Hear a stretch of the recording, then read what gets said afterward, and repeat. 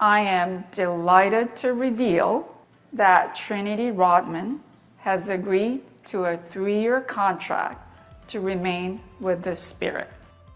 The Spirit faithful deserve to have a club that's going to lead the way forward, and Washington, D.C. deserves to have a standard bearer in women's sports. The saga is over. Trinity Rodman has officially signed a contract with the Washington Spirit.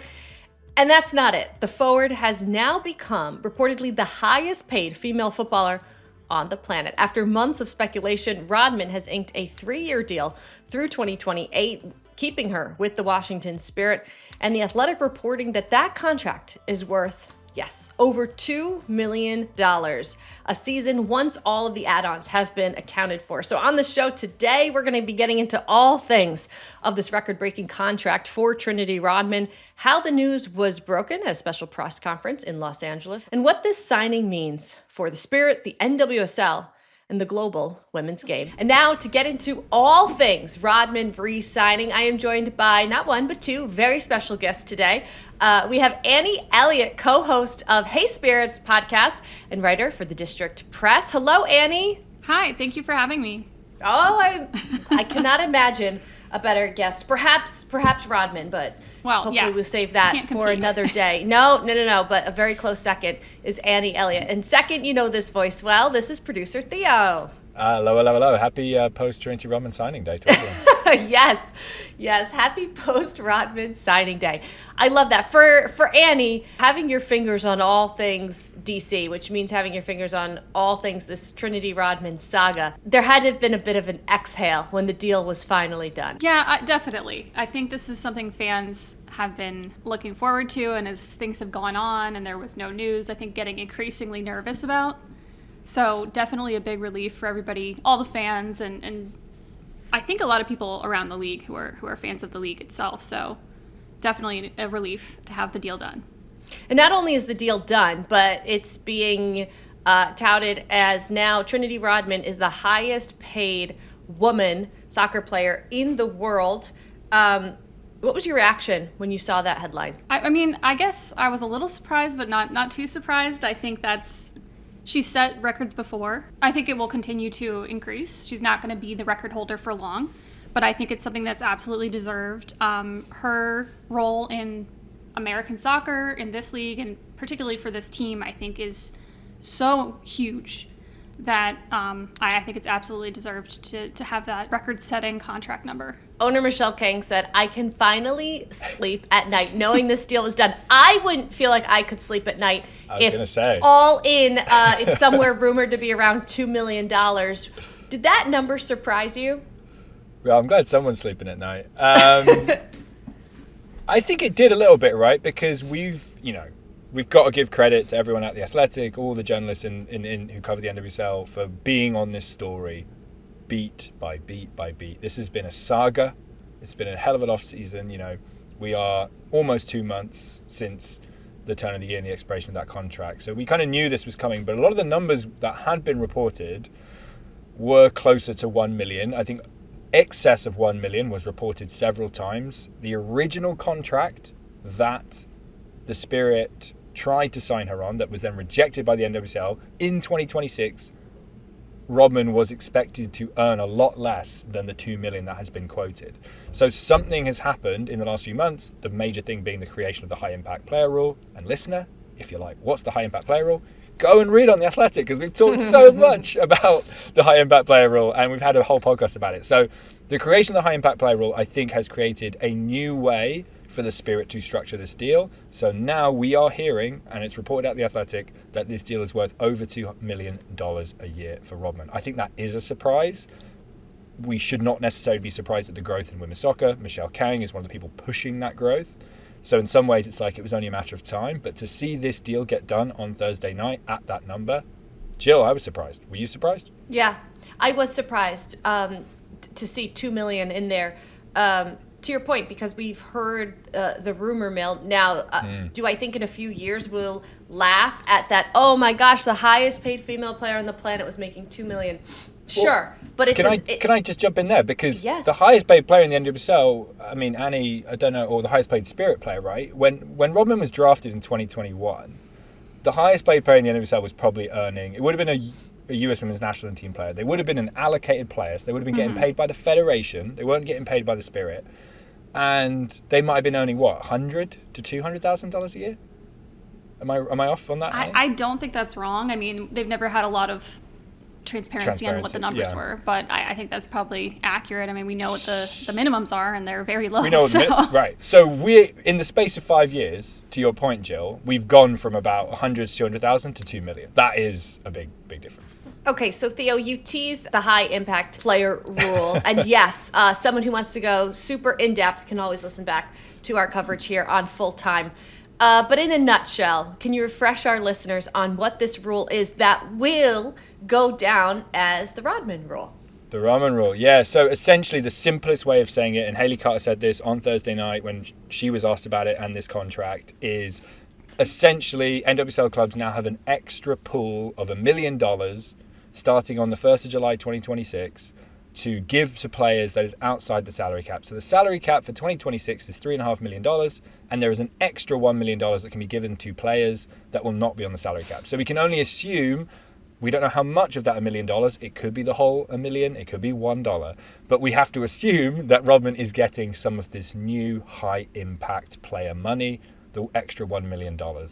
And we should also say, again, you can go read about it on The Athletic, the NWSLPA is fighting the creation of this rule. But as Michelle Kang and Haley Carter said on Thursday night, Rodman is going to get her money. Whether they change the rule, whether the high impact player rule goes away, Rodman will be paid over or around $2 million a year. Haley Carter put it, our job was to get the Rodman deal done, and we have done that. All right, when we saw that the Spirit were having this press conference out in Los Angeles, where the U.S. Women's National Team is getting set for their pair of games this week, we're like, okay, so the whole DC crew is flying out there to make this announcement. And for those of you that didn't see it, if you didn't know that it was out in California, you could have thought it was in a conference room at Audi Field. I gotta say, the press conference, for me, outside of the location, did the moment justice. What was your reaction when you saw the presser? I mean, for me, I actually think it was a little weird. Not just having it in LA, which I understand, that's where Rodman is right now, and maybe this is the soonest they could do it, make the announcement. We know there are a lot of procedures for getting these deals approved. But yeah, just having it in, I assume, some kind of windowless room in BMO Stadium was a little unusual. The fans, yeah, but it kept the anonymity of the moment. Sure. I guess you didn't want the Hollywood sign in the back of the shot. Rodman would have loved that. I mean, I'm a little surprised they didn't have her do the announcement, or she didn't insist on doing the announcement over TikTok or something, because she's really into self-promotion and creating her own content. So that could have been something we were seeing as well. I'm a little surprised by that. What did you think when you were watching everything unfold on Thursday, Theo? I mean, I definitely defer to Annie, being from DC, covering this team week in, week out. Like, I think I'm not one of those people, but I felt a bit of empathy for if you cover this team week out, if you're a local TV network, if you're, in Annie's shoes and other reporters in DC. And to be fair, DC has a great soccer community, great soccer media community, which not every NWSL team has. You want to be the people covering that story. And so to make it so far away, and for Haley, Kim Stone, Michelle Kang, all the Spirit top brass, Seb Salazar, is he based in DC as well? Yes, I believe he lives there. So he flew out to LA. It's like they're basically like you said. I mean, I know Hollywood is known for movies and cinema and movie magic, but they basically movie magicked everything that's great about DC and tried to put it in LA, which to me is just like, why don't you just do it in DC? So I understand we all want this contract out there. We've been waiting so long, but I think I was a bit sad for the locals. Again, you could have had some of the Spirit Squadron there, right? But I understand that maybe their hands were tied, and I think, to your point, Jill, the hype videos, the child fan they brought out with the braids, Rodman looked genuinely emotional, let's be real, when the child fan came out, and I think that was cool. Emma. I was like, who is Emma? Thank you. I love Who is Emma? We need a whole podcast about Emma. But when they said Emma for a second, I was like, wait, is this like a surprise appearance by Emma Hayes now? I'm like, what is going on? And then it was way better. It was like mini Rodman came up. Yeah.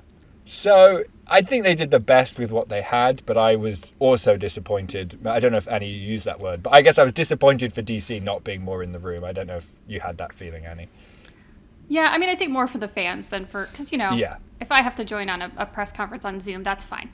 But I think if they'd had the time, they probably would have wanted to have something where they could invite fans to be there and participate, because I know that's important to the team, is involving the fans. But I suspect they are having her fly right from LA to camp in Florida when they go down there for preseason, so it may not have been an opportunity. Yeah, Good point. and here's the thing, like, I understand from our American soccer lens that we love the supporters, and we know how important they are to the culture, but in massive, like, re-signings of athletes across time, fans, supporters are not invited, like, to those press conferences. So yes, while I feel for the grassroots people that cover this team day in and day out, covered the Spirit before it was cool, covered that type of thing, yes, my heart goes out to them. But I think this is one of those moments that, like, no matter how or what it was, these pictures and these images are going to go down in not only NWSL history, but they're going to go down in soccer history, because everyone is going to look back to this moment and the precedent that was set by Michelle Kang, Trinity Rodman, and co. Okay, so what were some of our other big takeaways from Rodman when she spoke? When I listened to her, it seems like she's had her heart set on, yes, getting paid is nice. Getting paid is really nice. But it was more that she's such a competitor that I could tell she wanted to make sure that she was making big time changes in the way that she got paid. Because she mentioned something along the lines of using the words legacy. That struck me for a minute. Like, yes, I know she's been in the game for a minute. I know she's the ultimate competitor, but to already be thinking about your legacy, I'm like, damn, Trinity, what else are you going to do over the next decade or so where we're going to be watching your career? Yeah, and I think that's why I was a little surprised when we learned late last year that she wanted to stay with the Spirit. I thought maybe she'd be looking to kind of do the next big thing, but it does seem like she really feels like she has more room to grow. She has, maybe more championships to bring to the city, even though she's done that in her first year.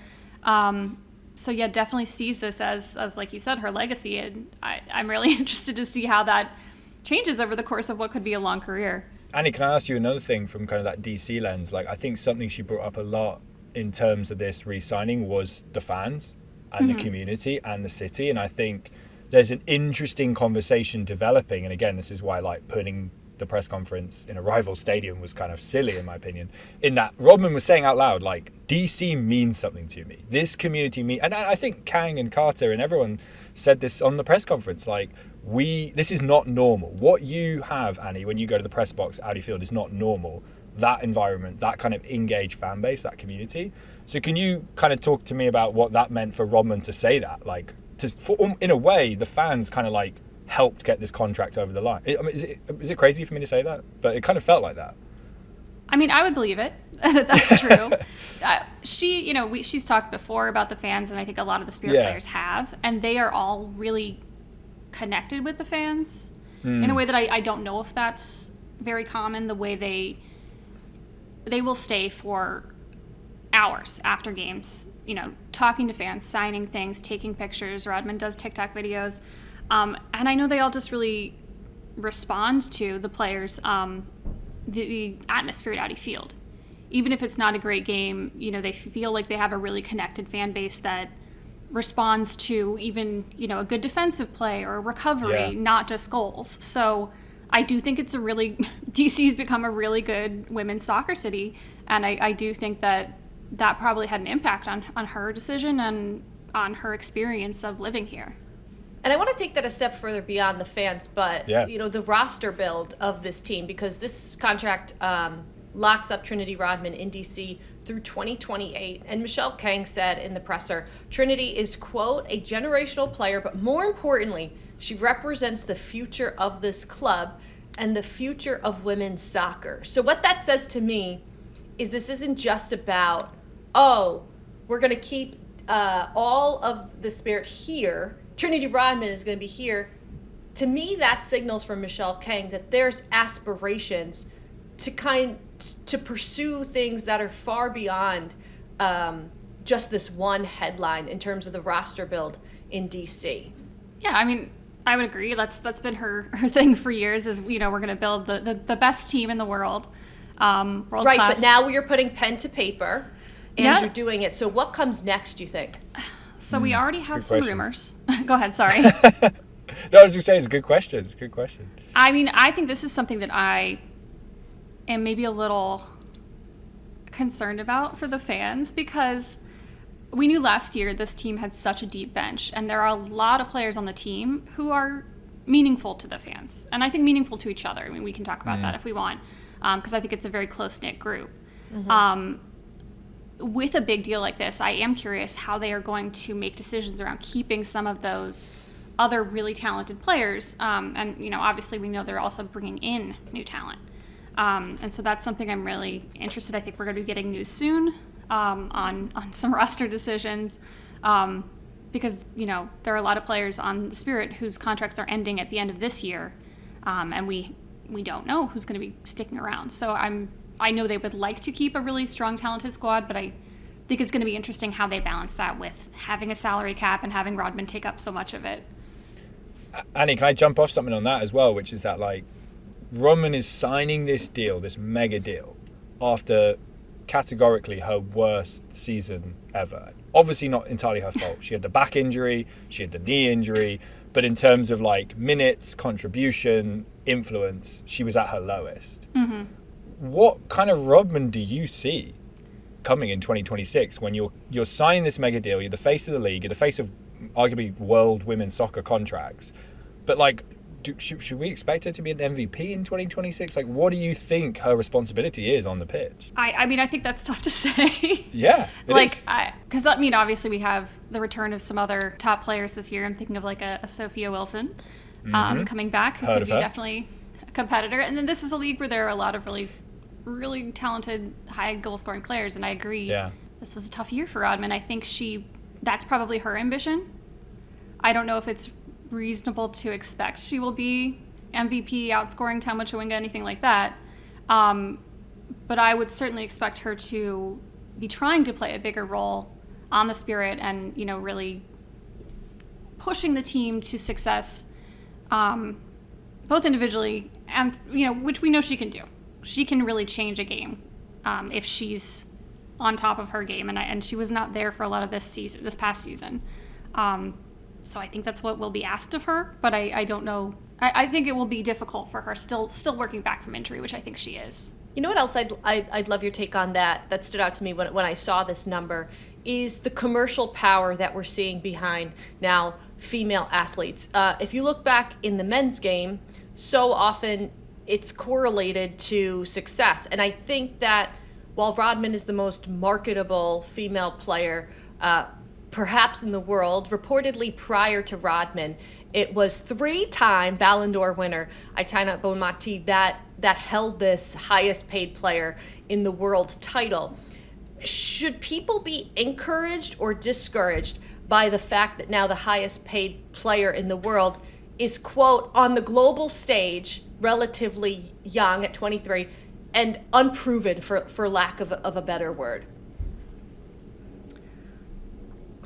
I mean, I don't know. It's tough to answer. I don't know that I would say unproven, because I think what has she won that you could look at? And I'm playing devil's advocate here. Sure. I'm all for keeping Rodman. But I mean, you look, the women have something to prove in the, I guess I would question the real value and the real meaning of the Ballon d'Or in women's soccer. I think that it really has done a disservice to non-European players. Mm-hmm. Probably true in men's soccer as well. I'm just not as familiar. So I don't know. No disrespect to Aitana Bonmati, obviously. She listens to the show. So. I just don't want her fans coming after me. But I think Trinity Rodman is obviously a star. I'm not bothered by it personally. I guess that's where I end up. I think there's room for everybody to grow from this. I don't think this is going to hold anybody else back. I think this helps other players negotiate for more money. I think mentioning the gold medal is a good place. I think, football changes like the wind, and that's the same for the game all over the world. But you go back 18 months, and Rodman was at the peak of her powers. the way she played on that gold medal run for the national team, and the way she played for the Spirit down the stretch, right, Annie, before kind of that back injury in September 2024. When you go back to what her speed of thought, her awareness of pressure, defensive contributions, off-ball contributions, as well as what she was able to do as a technically gifted player, you can see, again, going back 18 months, that she was a top 10 player as well. She actually finished very high on the Ballon d'Or in that year. Not that, as we all agree, that's not the be-all and end-all. But I think it's just hard in football and in sport when you haven't been yourself for 18 months. And she's been honest about this in interviews. It is hard for her to figure out how she gets back to being the real Trin. And your professional career for Rodman is only so long. So unproven, I mean, in the sample size and not in what we've seen. Like what we've seen when she's fit is awesome.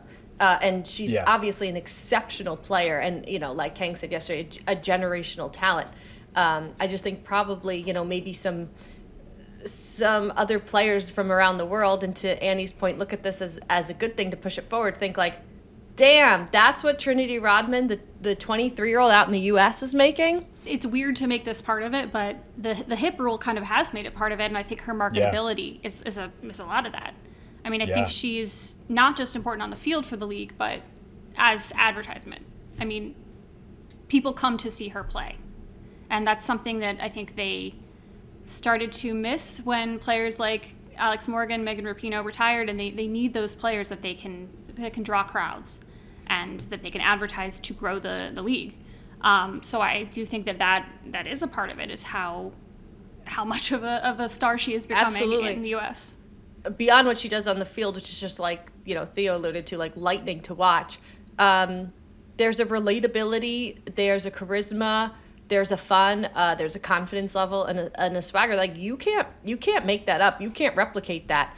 And in Rodman, it just takes it to another level. And to put a bow on it, I am just so excited that we get to continue to watch her in the NWSL. And I'm excited for other people to see who this pulls in as well. Absolutely. I think it's huge for Spirit fans that she'll be returning. I think it'll be good for the league. And I'm really happy that she's getting what she wanted, which was to stay with her team for a longer time. I'm really excited for just that aspect of player power, too. Well said, Annie. Theo, anything else we're missing? I think I just want to pick back up on something you brought up really well, Jill, which is this idea of the global market. And now that in this kind of like post-Rodman world, do you think, I'd be intrigued for both of you, is like, how long will we live in this moment? Like, how long will it be, do you think, before we have loads of players earning $2 million and the Rodman rule isn't the Rodman rule? We like, the NWSL blows the salary cap. Like, I can't work out if we are at the beginning of a new chapter or is this the end of a chapter? Are we in the middle of the book? Like, give me both your thoughts on, like, I just think it's interesting. You bring up Bonmati. Putellas, right, is up. Her contract's going to be up in the summer. The Athletic reported that the NWSL clubs are looking at her. Macario, we could go on and on about big names. Kind of, where do you feel like this deal will stand in 5 years? So I would hate to be a lot of player agents this morning that woke up to like semi-angry and aggressive texts, because now the pressure's on. Yeah. And I think this is always a good thing, and it's going to be growing pains, because this is going to put the pressure on teams that do want to spend and the teams that don't want to spend, that got into the game because it was a good investment and doesn't take a lot of money. And we talked about this, Theo, across like every league, women's league especially, in the world. The pressure's on now, and I'm really interested to see how it all sets up. And Annie talked a lot about the chemistry and the love between teammates. I don't think it is sustainable for there to be this one lone rich unicorn, as I'll call her, running around the NWSL. But I don't think that's rare on a sports team, that there are a couple big stars. We see it especially in Major League Soccer all the time. Yes, we see it in other sports all the time. But the difference here is that the ceiling and the basement there's too much of a difference of what the minimum is versus now what we see the ceiling is. And when everybody can kind of afford their own nice apartment, afford their own decent car, afford a nice life as a professional athlete, I think then you're in a good ecosystem. But I'm interested to see too how this does it. Yes, I think we're going to see multi-paid players that are paid more in the realm of Rodman in the NWSL. But I'd really be interested to see how this pushes up the minimum, because I don't think you can have a disparity that we have right now and keep it cute, for lack of a better word. I think that's a really good point about the basement versus the ceiling. And I think, unfortunately, that's a situation the hip rule may be kind of, the Rodman rule may be kind of contributing to, is that there's not many players who qualify for it. And there's not that much money to go around that would then kind of trickle down to the other players on the team. But we know this is something, I think Rodman herself said something about, wanting to make sure that the Spirit still put out a strong team and that other players were getting paid as well. And I think globally, this will lead to some increases in leagues that don't have salary caps. I definitely think we will see more hip signings in the NWSL, but I don't know. It's all going to depend on how kind of these grievances come out, on whether we're going to see increases for all of the players, which I think they deserve. But it's just the way the current salary cap system is. I'm not sure we're going to see that until we get a new CBA in, I think, 2030. 2030. Yeah, this will be up in 2030. And for our listeners that are like, what's this minimum you're talking about? It's not the $12,000, $14,000 that it was back in the day. For reference, in 2025, it was $48,500. That'll go up $2,000 this year.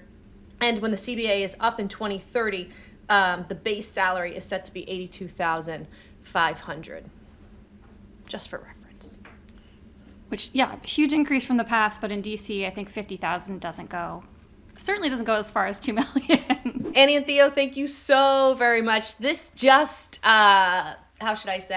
begins our conversations here at Full Time around the Trinity Rodman saga.